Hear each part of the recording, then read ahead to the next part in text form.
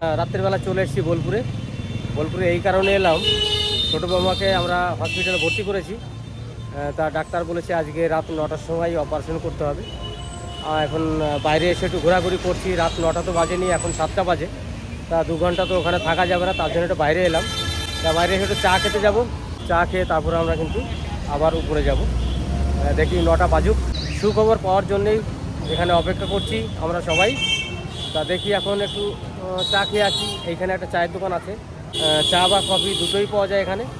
তা সেই চায়ের দোকানটা যাব। চায়ের দোকানটার নাম হচ্ছে মন জিনিস। ভিতরে চা বা কফি পাওয়া যায়। এখানে আমি একটু চা খাবো বা কফি খাবো, যেটা ভালো লাগে সেটাই খাবো। চা বা কফি স্টল, এখানে আমি এসেছি এখন চা খেতে।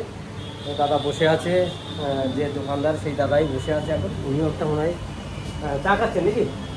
আচ্ছা, চা খান, তারপর আমাকে একটা কফি দিন। এই হচ্ছে মেশিন। দাদাকে বললাম যে চিনি তো দেওয়া আছে মেশিনের মধ্যে, বললো যে হ্যাঁ দেওয়া আছে কিন্তু কম চিনি দিয়েছে, বলছে বেশি চিনি নেই, কমের মধ্যেই আছে। কফি মেশিনে কফিটা রেডি করছি।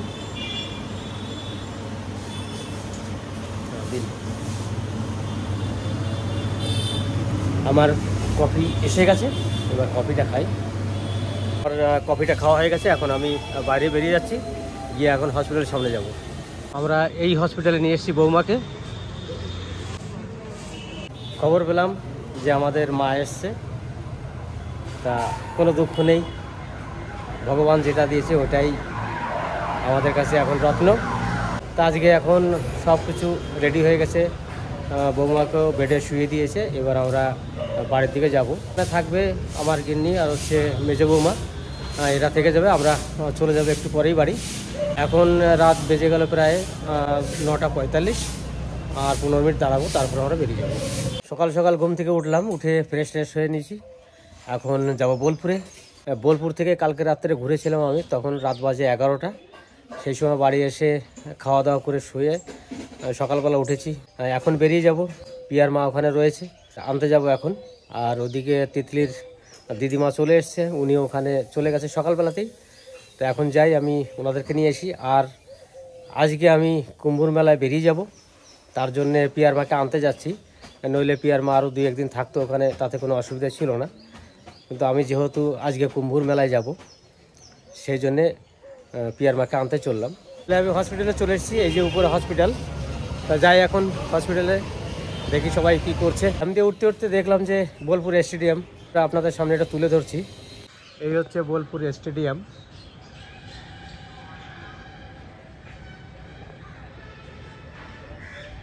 মনে হয় কোনো একটা অনুষ্ঠান হয়েছিল এখানে। পিয়ার মাকে নিয়ে এখন আমি বাড়ির দিকে যাচ্ছি। আপনাদেরকে বললাম তো আমি আজকে কুম্ভুর মেলায় যাব, সেই জন্যে চলে এসেছি সকালবেলায় পিয়ার মাকে নিয়ে। এখন বাড়ির দিকে যাব।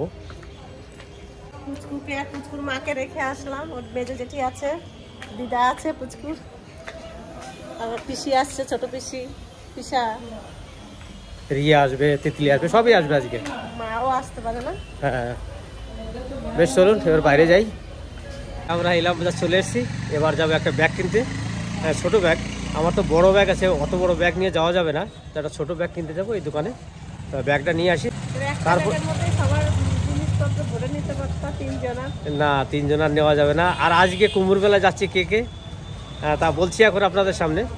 আর মুকুল যাচ্ছে, মানে কাজলের বাবা, আর হচ্ছে রাজার বাবা, আর আমি, এই 3 জনা আমরা বেরোচ্ছি আজকে কুম্ভুর মেলায়। তা চলুন ব্যাগটা নিয়ে তারপর বাড়ি যাবো। হ্যাঁ, হেলমেট থাক, তুমি আসো। এই সামনে ব্যাগের দোকান, এই ব্যাগের দোকানে যাব। এই যে আমি ব্যাগের দোকানে চলে এসেছি। তাহলে এই ব্যাগটা আমার পছন্দ হলো আজকে। হ্যাঁ, এটাই নিলাম। তো এই ব্যাগটার দাম পড়লো ওরা 390 টাকা দাম বলেছে, আমি সেখানে হয়তো 350 টাকাই দেবো। খুব ছোটও না খুব বড়ও না, এটাই ঠিক আছে একার জন্য। বেশ, এমনিও একা একা কোথাও বেড়াতে গেলে ব্যাগ নেই, সেই বড় ব্যাগ। এটাই ঠিক আছে। আর একটা ব্যাগ তো ছিঁড়ে গেছে, যার জন্য এই ব্যাগটা নেওয়া। দেখো দেখো টমির অবস্থা, একদিন যদি না থাকে তাহলে এরকমই করে। আসো আসো, আস্তে আস্তে হাঁটতে হাঁটতে চলে আসো। ও ওরকমই করবে, যত সময় বাড়ি না ঢুকবে ওরকমই করবে।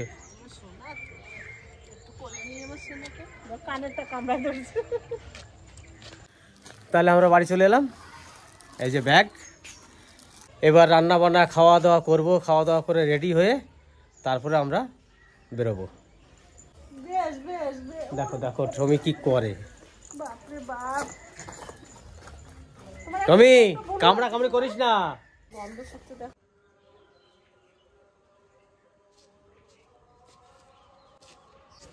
এখন আমি যাচ্ছি পুণ্য স্নানে, সেটা হচ্ছে মহাকুম্ভর মেলায়। এখান থেকে হাওড়া যাব, হাওড়ার থেকে প্রয়াগরাজের ট্রেন ধরবো, ওখান থেকে প্রয়াগরাজ গিয়ে মহাকুম্ভর মেলায় ঢুকবো। তা সত্যি কথা বলতে কি 144 বছর পরে এই মেলাটা এসছে, আমাদের 3টে জন্ম পার হবে। আর আমরা খুব ভাগ্যবান মনে হয়, কারণ ভাগ্য না থাকলে কিন্তু এই পুণ্য স্নানটা আমরা পেতাম না। কেননা এত বছর পর এই পুণ্য স্নানটা আমরা পেয়েছি, যে কি বলবো, নিজেকে খুব গর্ব মনে হয় যে না, আমি কোনো হয়তো আগের জন্মে কোনো একটা ভালো কাজ করে আসতে পেরেছি, তার জন্য এই পুণ্য স্নানটা পেলাম। তাহলে চলুন এখন যাই, পুণ্য স্নানের দিকে এগোই। বাবা ভোলানাথের নাম করে বেরোচ্ছি বাড়ির থেকে। সাবধানে যাইও। আমি আর মুকুল এখান থেকে বেরিয়েছি, তারপরে যাব রতনের কাছে, রতনকে নিয়ে পানাগড় থেকে ট্রেন ধরে হাওড়া যাব। সাবধানে চলো ভাই, তাহলে আসি। আর আমার বড় ভাই যাচ্ছে, এই যে আসি।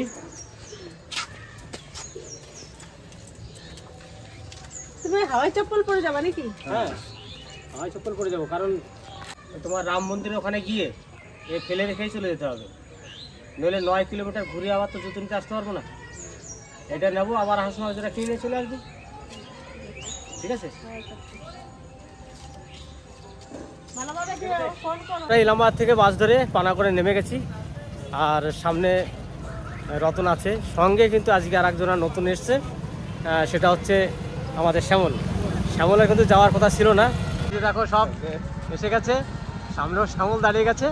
এবার আমরা সব আস্তে আস্তে সবাই যাচ্ছি। আমরা কিন্তু পরিপূর্ণ হয়ে গেছি, 3 জনায় দাঁড়িয়ে গেছি, আর শ্যামল গেল একটু সামনে, ও এখনই আসবে। তারপরে আমরা এখান থেকে পানাগড় রেলওয়ে স্টেশন থেকে ওখান থেকে যাব হাওড়া। এবার হাওড়া গিয়ে দেখবো 11:30 যখনই ট্রেন থাকবে, সেই ট্রেনে আমরা প্রয়াগরাজের জন্যে ট্রেনটা ধরবো, সেই মহাকুম্ভর মেলায়। তো চলুন আগে যেতে থাকি, তারপরে আপনাদের সঙ্গে আবার কথা হবে। পানাগড় স্টেশন দিয়ে থ্রু ট্রেন একটা যাচ্ছে,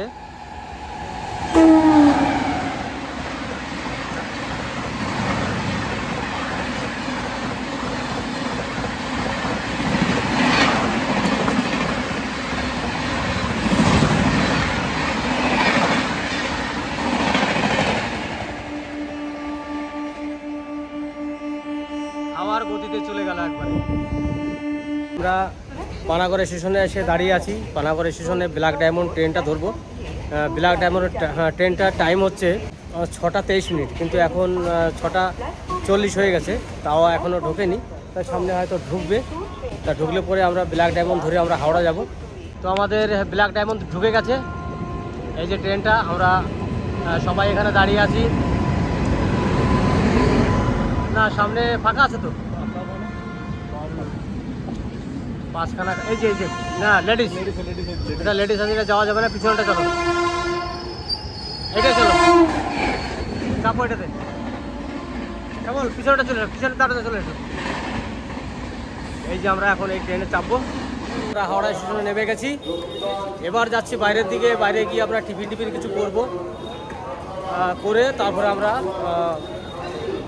ট্রেন ধরবো। দেখি ট্রেনটা কত নম্বর প্ল্যাটফর্ম আছে সেটা জানি না, এখন মোবাইলে কোনো প্ল্যাটফর্ম নম্বর দেয়নি এখনও। দেখা যাক, যখন দেবে তখন গিয়ে আমরা ট্রেনটায় চাপবো। এই হচ্ছে হাওড়া স্টেশন। প্রয়াগরাজ যাওয়ার জন্যে আমাদের টিকিট কেটে নিয়েছি, যে টিকিট 4 জনের 4টে। এই হচ্ছে ট্রেন, এই ট্রেনে আমরা যাব। ট্রেনটা পুরোটাই ফাঁকা, ভালো সিট পেয়ে গেছি, কোনো অসুবিধা নেই। হোটেলে যাওয়ার টাইম পাইনি, ওখান থেকে যখনই শুনেছি যে ট্রেনটা ডাইরেক্ট ট্রেন দিয়েছে, তার জন্য আমরা সঙ্গে সঙ্গে বেরিয়ে এসেছি। ওখান থেকে এসেই কিন্তু আমরা ট্রেনে চেপে গেলাম। এবার এখানে কিন্তু কোনো খাবার দাবার কিছুই পাইনি। ওখানে যখন টিকিট কাটছিলাম তখন বললো যে 9 নম্বরের ট্রেনটা দাঁড়িয়ে আছে, ডাইরেক্ট ট্রেন, এটা প্রয়াগরাজ চলে যাবে একবারে, মানে ছাড়বে প্রয়াগরাজ। তো সেই জন্য এই ট্রেনটাই আমরা চয়েস করলাম, যে এখান থেকে ছেড়ে যদি প্রয়াগরাজে গিয়ে দাঁড়ায়, আর মাঝে যদি টপিস না থাকে, হয়তো অনেক আগে বেরিয়ে যাব। সেই জন্যে আমরা এই ট্রেনটা বেছে নিলাম। তা এখন কিছু খাওয়া দাওয়ার ব্যবস্থা করতে হবে, জলের ব্যবস্থা করতে হবে। আর এখানে তো কোনো দোকানই নেই সামনে, তা দেখা যাক যদি পাওয়া যায় সেটা কিনে নেব, আর যদি না পাওয়া যায় তাহলে ট্রেনে যে খাবার উঠবে সেই খাবারই আমাদেরকে খেতে হবে আজকে। তো এই যে এখন ট্রেনে উঠছি, দেখুন ট্রেনটা পুরোটাই ফাঁকা। আর এই হচ্ছে শ্যামলের সিট, সিঙ্গেল সিট। এইটা আমার সিঙ্গেল সিট, এটা মুকুলের সিঙ্গেল সিট, এইটা আমাদের রতনের সিঙ্গেল সিট। তা আমরা পুরোটাই সিঙ্গেল সিট পেয়ে গেছি, কোনো অসুবিধা নেই। আর ট্রেন জার্নিংয়ে সিঙ্গেল সিট পাওয়া খুবই ভালো। আপনারা যদি বড় সিট পেয়ে যায়, 4 জনের সিট, ওখানে কিন্তু 5 জন 6 জনও চেপে যাবে। আর আমরা সিঙ্গেল সিট, এই সিটে কিন্তু কেউ বসতে পারবে না, কারণ আমি একা ছাড়া আর কেউ বসতে পারবে না। খুবই আনন্দ লাগছে যে আমরা প্রয়াগরাজে যাচ্ছি আর এত সুন্দর সিট পেয়েছি, কোনো অসুবিধা নেই। সবাই তো চিন্তা ভাবনা করে যে প্রয়াগরাজে যাওয়ার সময় ট্রেনে এত ভিড় হবে, কি করে যাব, অনেকে ভয়ে আসেনি। তা আমরা যেভাবে এসছি আজকে সাথে দেখতে পারলাম, ট্রেনটা দেখুন পুরোটাই ফাঁকা। এবার জানি না আসানসোলের পর থেকে হয়তো চরম হারে ভিড় হতে পারে, তবু সিট তো পেয়েছি। সিট পাওয়ার জন্য ধন্যবাদ। সত্যি বলছি প্রয়াগরাজ আজকে আমরা চললাম প্রয়াগরাজ।